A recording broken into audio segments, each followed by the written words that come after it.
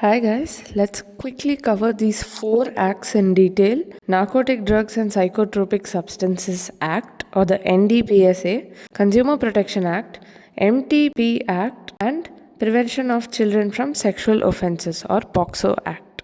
We'll start off with looking at some of the older acts related to the sale of drugs.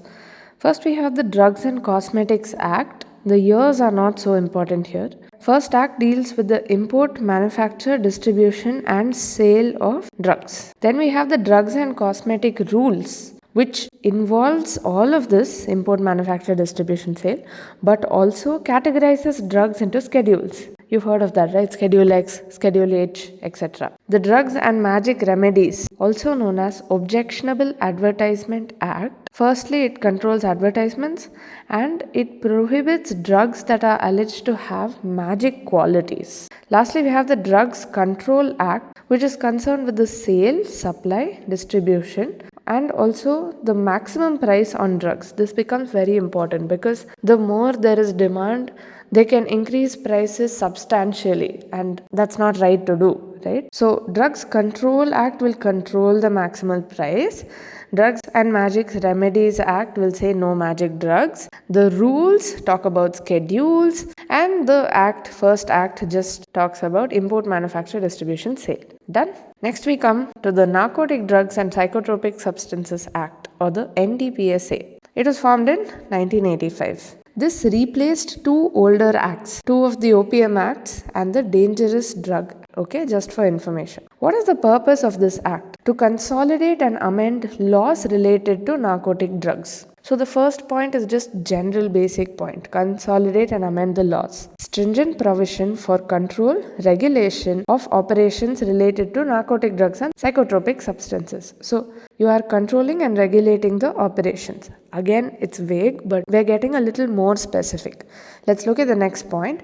Forfeiture of property derived from and used in trafficking of narcotic drugs and psychotropic substances. So let's say somebody is doing a sale of cannabis illegally, obviously, and they acquire so much money that they convert it into property, right? Because nobody likes to keep black money. Such property derived from and used in trafficking of narcotic drugs and psychotropic substances will be forfeited. Okay, like it will be confiscated. To implement provisions of the international conventions on ND and PS. Now, this can get very confusing to read, but let's just look at the highlighted words, right? First, you're gonna consolidate and amend laws related to narcotic drugs. Then, you make strict provision for control and regulation of operations. You're saying, wherever this goes around, I will monitor it and I will prohibit. Forfeiture of property. They're taking away the property you acquired because of this, and you're complying with the international conventions. Simple enough. Now let's look at the definitions under this law.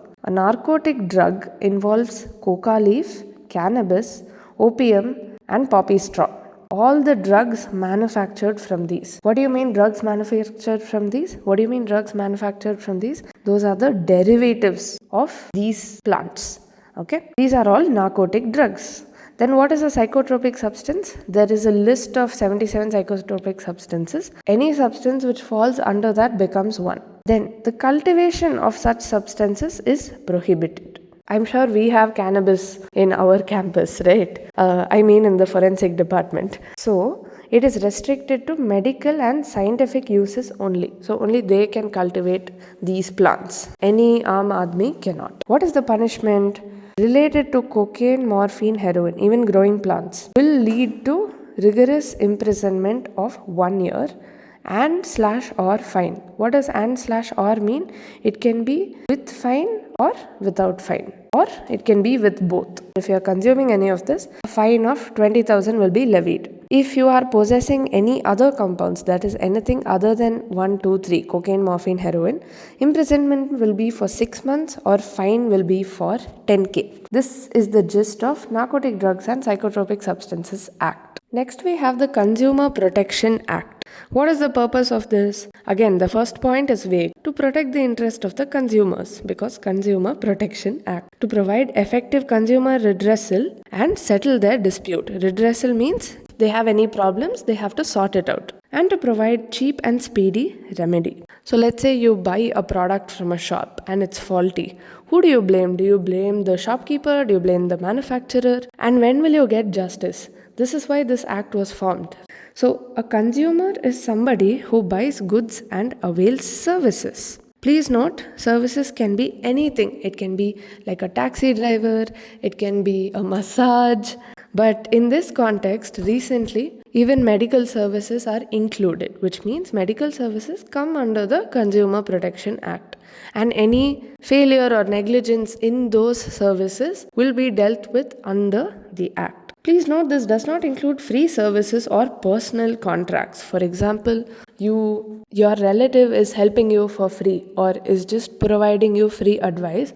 You cannot sue them under Consumer Protection Act, right? It should be paid. The amount can be anything, but it has to be paid. Further, the complaint has to be filed within 2 years from the cause of action. Let's say there is an act of negligence today. The complaint should be filed within 2 years from today. The district commission deals with damages of up to 1 crore. The state commission deals with damages of 1 to 10 crores, and the national commission deals with more than 10 crore rupee fine, which means if somebody fines a doctor for negligence for more than 10 crores, it is dealt with by the National Commission. Here, it becomes important to understand the concept of mediation cell and indemnity insurance. Mediation means before they take up the complaint in the court, there is a mediation cell who will talk to the consumer, that is the patient. They will talk to them and say, hey, do you have to file a case? Is it really necessary? And if they're fine with it, if they understand that it was a genuine error, they might retrieve the case. If not, they might still take it up with the court, or they might even reduce the amount. That is mediation. Indemnity insurance means it's like an insurance for negligence. If a doctor takes up indemnity insurance, a patient cannot put fine indefinitely up to 10 crores and more than that and all. It has to come within the limit of how much insurance is willing to give. And insurance will cover part of the fine for you. So it's like the doctor can sit back and take a breather and shouldn't have to worry about unimaginable amounts out of his own pocket. That is about Consumer Protection Act.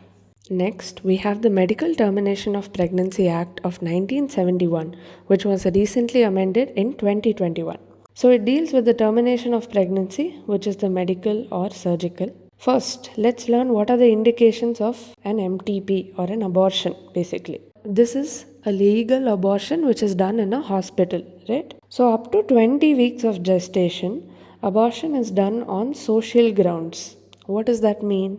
If there is failure of contraception, it means the woman did not intend to have a child. Specifically, she has taken contraception, but failure of that contraception has resulted in a pregnancy. So she deserves to not have to raise that child. So that is a social ground which can be an indication for MTP up to 20 weeks. Hope I'm making sense. Then up to 24 weeks you can do an MTP in certain conditions. 1. If there is a risk to the life of the pregnant woman, or if there is a risk of grave injury. This is called therapeutic ground.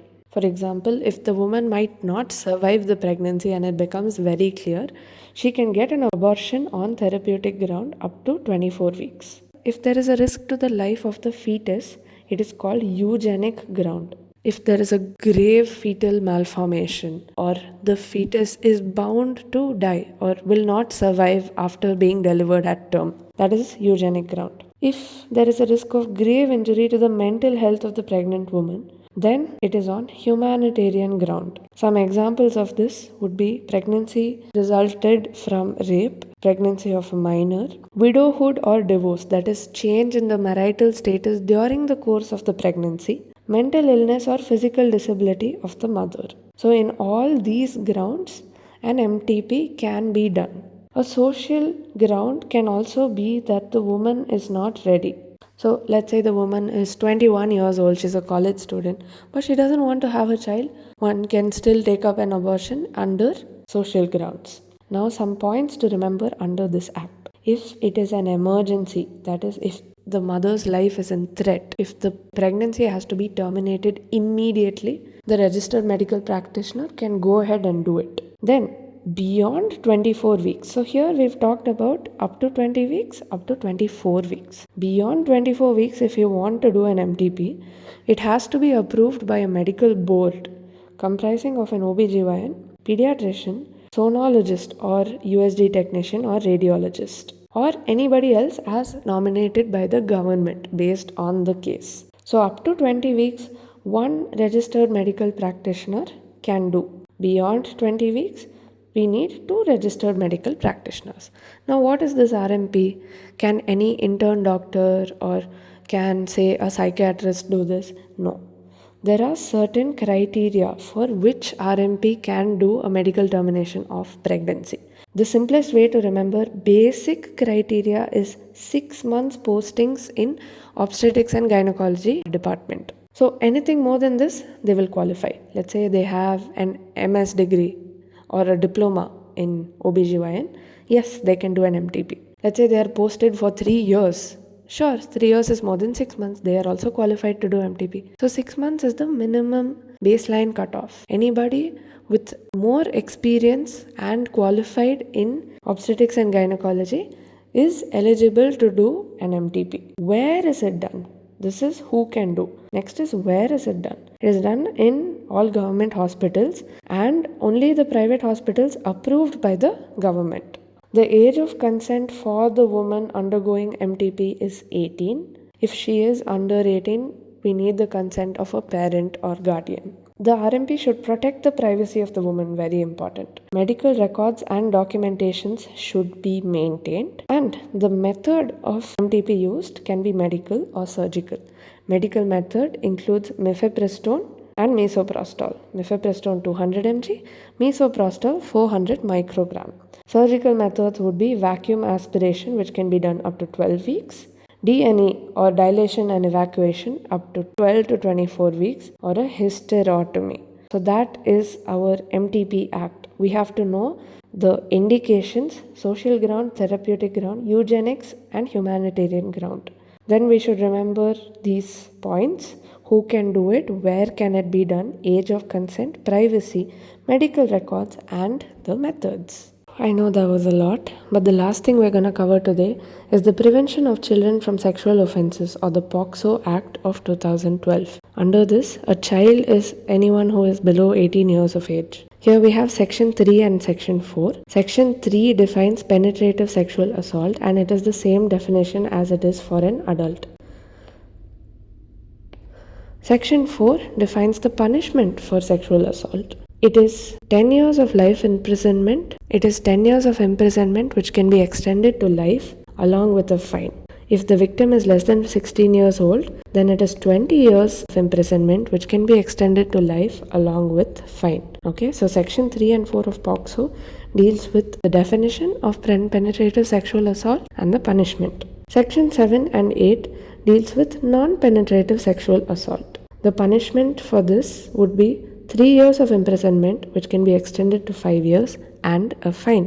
The examination in case of children who have been subjected to sexual assault is by a female doctor if the victim is a girl, in the presence of a parent, guardian or a trusted person. If no parent or guardian is available, then the hospital appoints a trusted woman as a witness. So that is about POCSO Act. We only need to know the definition, punishment. So those are the main acts. Sorry if the volume was fluctuating or if the video isn't edited great. I'm doing this at 2 a.m. But if you liked it, please do share it with your friends. Consider subscribing.